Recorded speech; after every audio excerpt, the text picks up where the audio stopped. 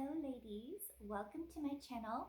I'm Lindsay and this is where I talk about how women can reclaim their power and create more joy and high vibrational consciousness in their life by creating a lifestyle that supports your energy. So today I wanted to talk about embodiment. So embodied energy, this is what I'm talking about. And I'm going to talk about why this is really important for women to reclaim their power, to create more joy, how to know if you need to embody your energy a little bit more, because some people might not have a problem with this, some people will. But how to know and some ways that you can become more embodied. So first of all, why embodiment?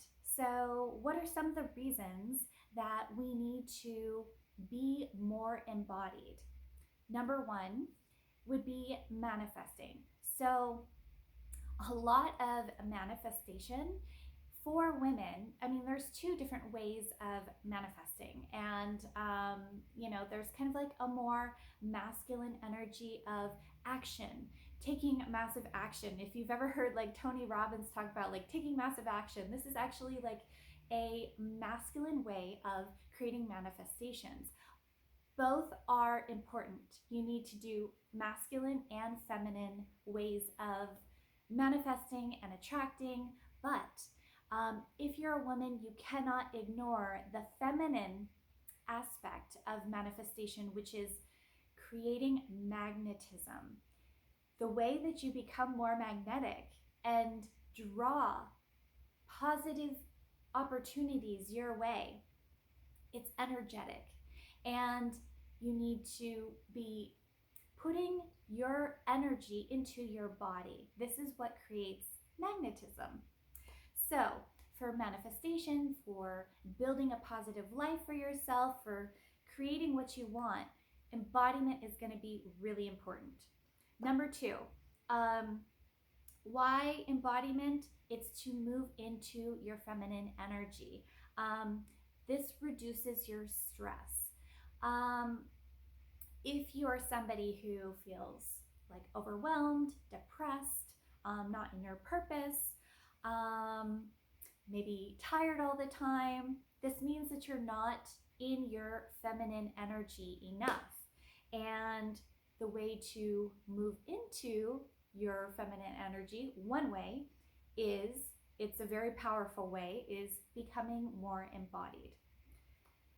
Number three, why embodiment? It's to heal trauma. So healing trauma also creates more feminine energy. Once you've let go of some of this negative energy, your feminine energy will naturally flourish more. And again, like that will also contribute to reducing the stress in your life. But being embodied actually helps you to release trauma. This is the like the origin of like somatic work. Excuse the sirens in the background. But you have to be embodied in order to like heal a lot of this trauma. If you've ever read books like Body Keeps the Score by Bessel van der Kolk, anything on somatic experiencing, it requires an awareness of what's happening in your body to release this trauma. So that's why embodiment is important. How to know if you're not embodied. So this is something that is like, took me a really long time to actually realize. Like for so many years, I had like so many people telling me, like I had one guru who always told me I think too much. I had a lot of people like in the spiritual communities who were saying you're ungrounded, you should like ground yourself, and I didn't understand what they were talking about. And so yeah, it took me a long time, and I'm grateful that I know these techniques now, which I will teach you in a minute. But first I want to tell you about how to know if you're not embodied. Number one, if you have a lot of trauma that you still have not resolved, this is a good indication that you're probably not as embodied as you could be. Number two would be if you're very empathic. Empaths have a tendency to leave their own body and energetic field and tune outside of themselves. And this is a way that they get their needs met. But it's, it's pretty common for empaths, very highly empathic people, to not be embodied in their own energetic space as well as they should. Number three, if you are in your head a lot, if you think a lot, if you have insomnia and you can't stop thinking at night, these are all like indications that you are not in your body. Your energy is in your mind and your mental space as opposed to being grounded in your body. If it's hard to relax, if it's hard to regulate your emotions, meaning you have emotions that seem to be very difficult to deal with and sometimes maybe out of control. And lastly, if you find it hard to manifest opportunities for yourself, if you find it hard to get attention from people, for a long time I felt like completely invisible to like the world in some ways because if you're not energetically embodying your space, your energetic field, other people are not really able to like make connections. It's like they can't really, it's hard to connect on certain levels. So it leaves you feeling like, am I just like invisible? Like what? It's because they can't see you. You can be present physically, but if you're not present energetically, you will feel that. So if you find it, you feel like you have a hard time getting attention or getting positive opportunities in your life, these are signs to know that you're not fully embodied. So, what can you do about being embodied? Like some of the techniques. So, here's my little list here. The first one I want to talk about is putting attention on the self and main character energy. So you probably heard about this like on TikTok or whatever. It's like a trending topic. I don't know, like last year or something. Like be the main character in your own movie. This is really important for being embodied. You have to put your attention because the energy goes where where the mind goes, right? So the energy flows where the mind goes. I was trying to get that right. The energy goes where the mind still getting that wrong. But anyway, the purpose is you have to put your energy on yourself. And if you are constantly tuning to other people and like thinking about like more about them than like kind of like seeing yourself as the main character in this almost a movie of yourself, you won't be embodied. So really a good technique is putting attention on yourself. Actually, I started to notice this when I was interacting with people, where like I some of my interactions were like felt off. And I noticed that the more that I put my energy into my own body, kind of like what was happening in my own body, and like kind of like objectively observing myself rather than observing them, it went so much better. The interaction went so much smoother. And there's so much advice out there that's like, I've heard so many times people say, like, oh, like, having a good conversation and like charisma is about like making the other person feel like seen and, putting all of your attention like on the other person. I had a therapist who was saying, like, I was talking about social anxiety, and they were like, you need to stop thinking about other things, put all your attention on the other person. And what I realized is actually that's like the wrong advice for someone who is highly empathic and not embodied or grounded at all, because you're filtering more of your energy away from yourself and into other people. And some people, like, who are narcissistic, love that. They love having all of your attention go into them. But I've noticed that, like, people who are like more sensitive, or even normal people, it's like they don't you can tell they don't really like it. It feels uncomfortable to put all of your energy into somebody else. There has to be a balance. So anyway, the point is to make yourself like more of the main character, put more attention on yourself. How can you do that? So this leads into number 2. So there are 2 things that I started out with doing that really helped me put my attention into my own energy field and my body. One was noticing where is like the tingling. So you can put your energy, like your attention, your energy, into like your hands and your feet. That's a good place to start.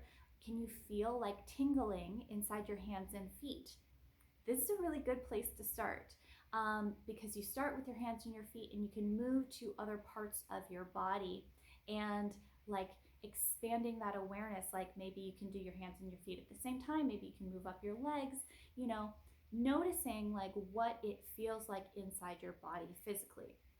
Another way to do this is with excuse me, your emotional discomfort.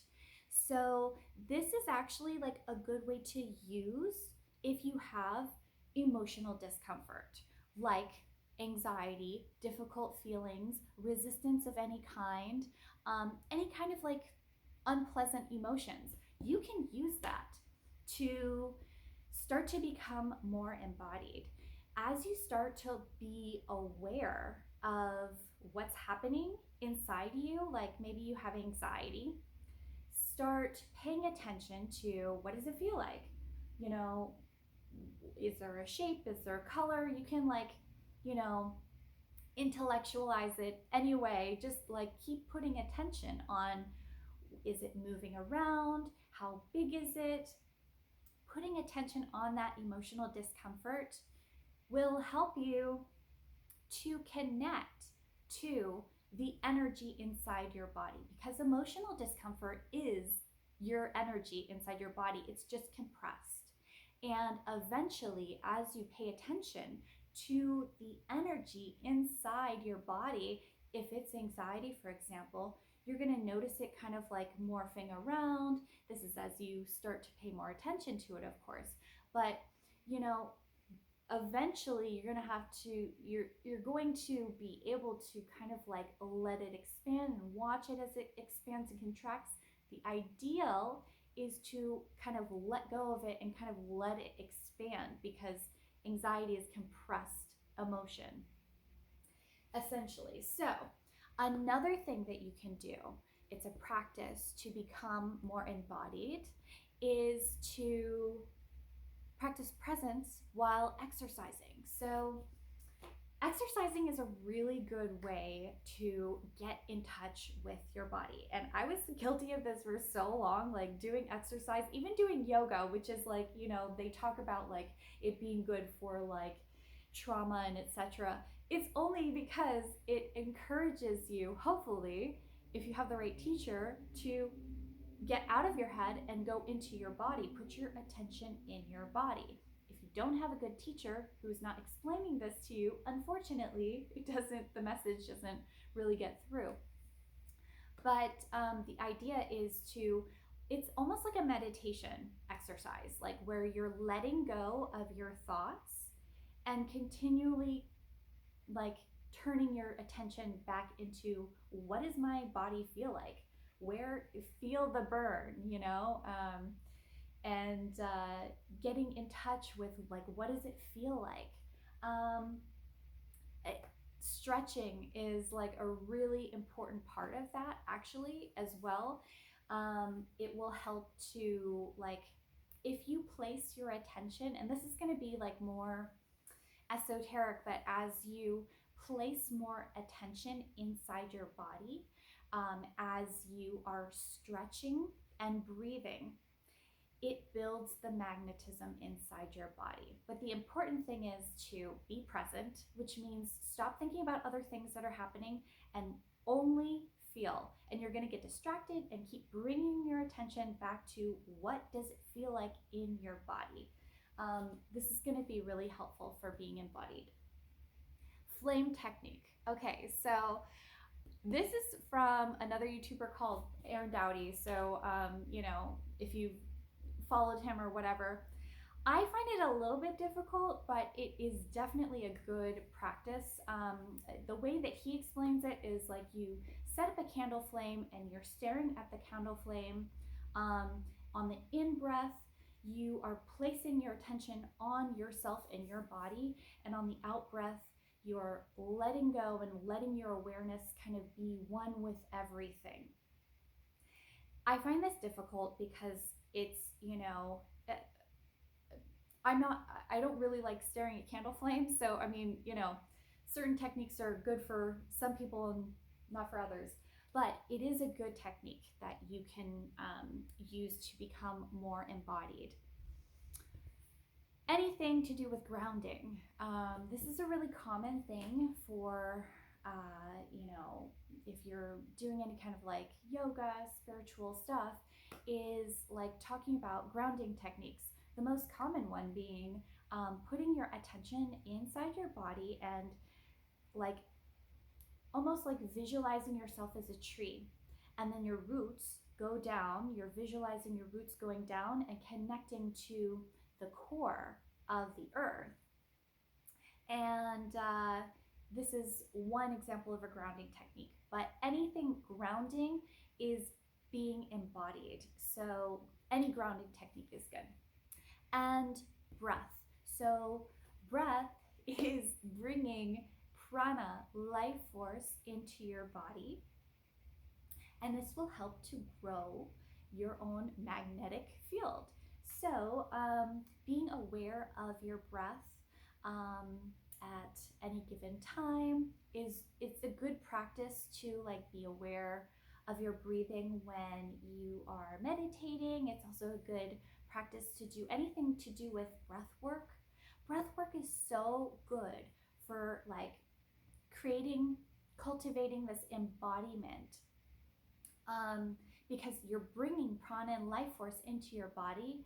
You're aware of your breath, and it is helping you. If you've ever done a breathwork class, you know that it brings up a lot of emotions, and sometimes you feel a lot of tingles in your hands and your feet, and all kinds of crazy stuff can happen. So try breathwork.